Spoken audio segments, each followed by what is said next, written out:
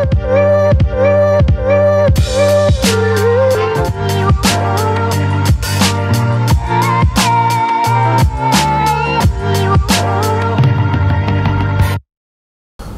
and welcome back teman-teman netizen atau warganet yang saya hormati semuanya. Di konten kedua hari ini saya ingin membahas tentang Oleh Romeni, calon pemain timnas Indonesia yang kita tahu punya garis keturunan Indonesia yang saat ini bermain di Liga Belanda atau yang kita kenal dengan namanya Eredivisie, membela FC Utrecht yang kita juga sama-sama pahami telah datang ke tanah air bulan lalu untuk juga salaman dengan Ketua Umum PSSI Pak Erick Thohir. Dan dikonfirmasi pada saat itu bahwa Oleh Romeni akan segera menjalani proses naturalisasi agar bisa membela tim nasional Indonesia di pertandingan selanjutnya lawan Australia ya, yang akan dimainkan pada bulan Maret nanti. Yang ingin saya bahas adalah berita yang mulai viral, yaitu tentang pernyataan dari Menpora ya, Pak Dito Aryo Tejo, yang mengatakan kepada awak media bahwa Kemenpora belum menerima pengajuan atau juga dokumen administrasi dari PSSI terkait proses naturalisasi dari Oleh Romeni.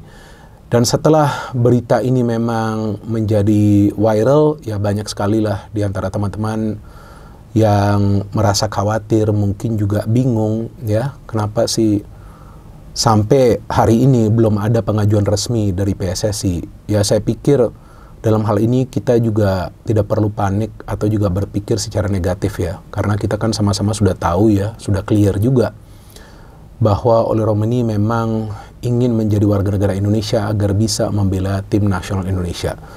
Cuma selain itu juga kan kita harus pahami bahwa waktunya ya masih cukup banyak juga bagi PSSI untuk mengurus. Artinya jika PSSI ingin proses naturalisasi ini dijalankan dan diselesaikan secara cepat, ya bisa juga mereka lakukan. Tapi kan sekarang masih ada sekitar 2 bulan lagi ya.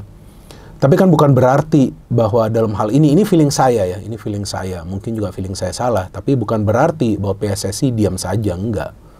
Mungkin juga saat ini PSSI juga masih berbicara atau juga mencari pemain keturunan Indonesia lainnya agar nanti sekalian bisa diurus proses naturalisasinya.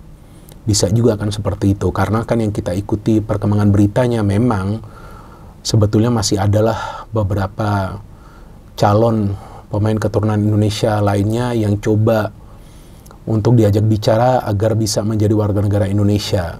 Ya, karena memang ya faktanya memang dengan begitu banyak pemain diaspora Indonesia yang sekarang menjadi bagian dari tim nasional Indonesia, ya kan kelihatan ya progres dari timnas Indonesia, dari cara bermain, dari mentalitas para pemain, dan juga ya para pemain yang bermain di kompetisi domestik atau yang sebelumnya bermain di kompetisi domestik dan sekarang bermain di luar negeri, ya ke bawah juga cara bermainnya, mentalitasnya juga terbentuk. Ya berarti memang adalah yang namanya itu transfer of knowledge, atau ilmu lah yang mereka transfer kepada para pemain kita yang bermain di liga domestik atau yang sebelumnya bermain di liga domestik ya, agar performa mereka bisa semakin baik, karena memang diperlukan juga adanya kombinasi ya antara para pemain kita yang bermain di kompetisi domestik dan juga para pemain kita yang bermain di Eropa.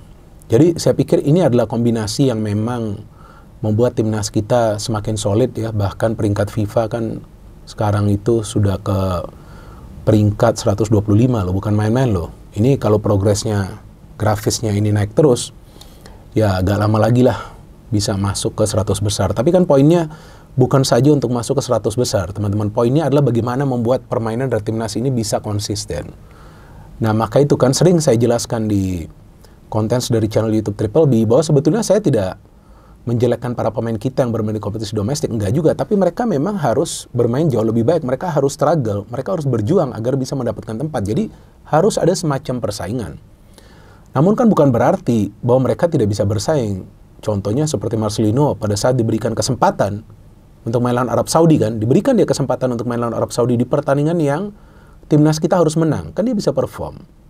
Betul nggak? Itu kan under pressure, pasti pressure untuk menang. Dia bisa perform, dia bisa mencetak 2 gol yang bagus. Bahkan dia mendapatkan 2 peluang lagi untuk mencetak gol. Artinya bisa. Rizky Ridho, ya kan?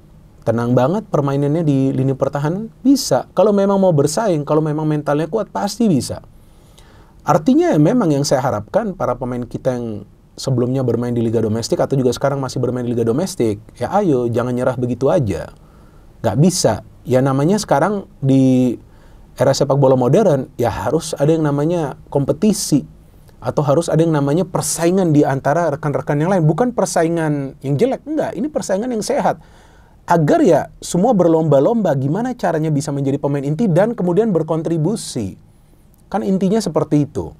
Maka itu juga teman-teman melihat keputusan-keputusan dari Sintayong yang dia ambil, atau mungkin juga bingung ya, dia mengambil keputusan ini berdasarkan performa para pemain di pertandingan-pertandingan sebelumnya. Bahkan ada pemain-pemain yang sekarang dia tidak panggil, ya, tapi nanti bisa dia panggil di kemudian hari pada saat memang dibutuhkan oleh Timnas Indonesia. Artinya memang dia memilih pemain sesuai dengan kebutuhan Timnas Indonesia. Memang kadang-kadang kita bingung juga, kenapa sih pemain ini yang dimainkan, kenapa sih bukan itu yang dimainkan, kenapa sih pada saat memainkan pemain pengganti yang dipilih adalah pemain lain bukan sesuai dengan keinginan kita, ya karena bukan kita yang berada di sana.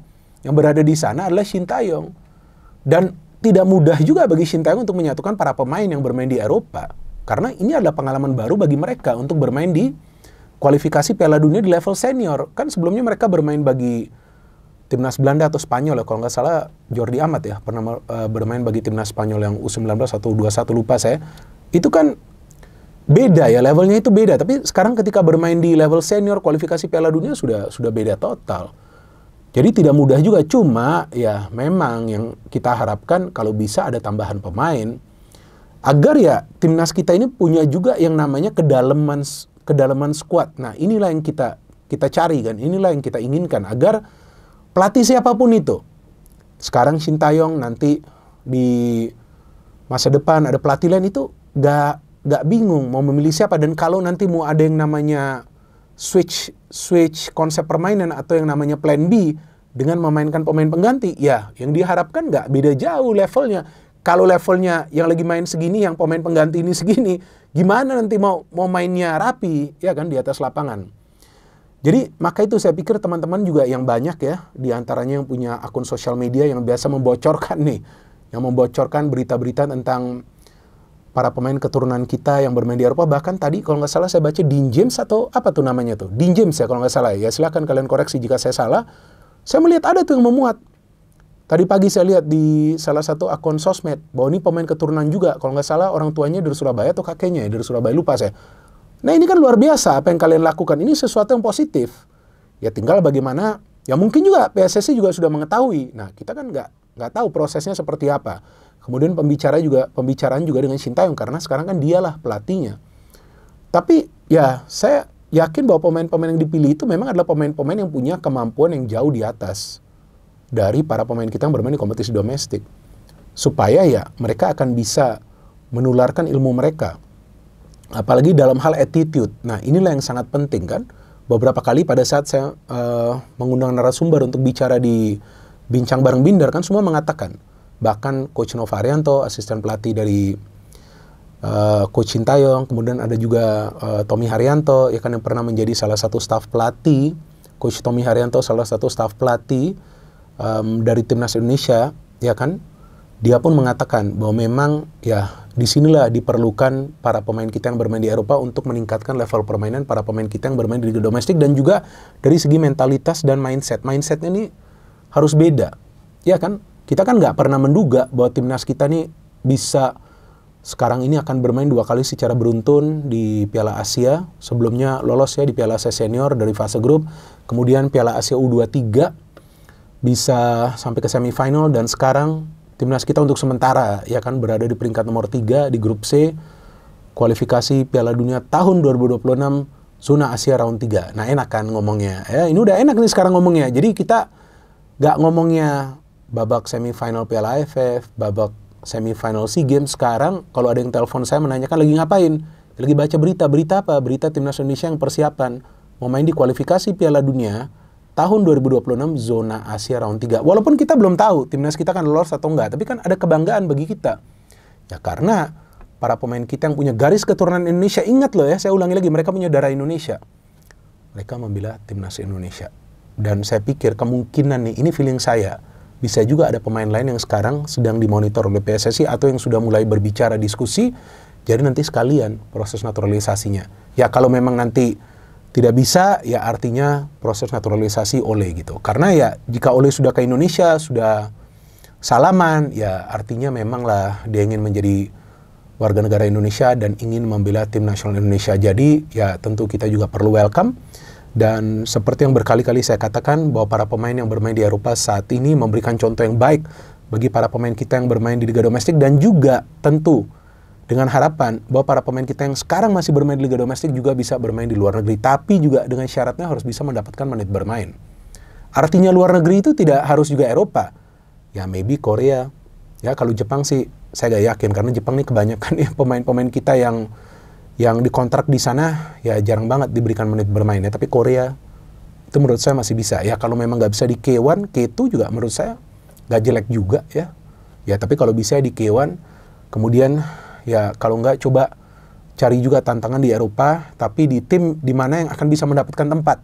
Ya mendapatkan tempat itu bukan berarti harus bermain sebagai starter, enggak juga. Kalau berada sebagai pemain di skuad inti, tapi kemudian sering diberikan menit bermain sebagai pemain pengganti, ya seperti 15-20 menit di setiap pertandingannya, itu juga sebetulnya membantu seorang pemain untuk progres. Yang penting jangan menjadi penghangat bangku cadangan. Nah itu kasihan juga pemain tersebut, nanti pasti sulit untuk berkembang.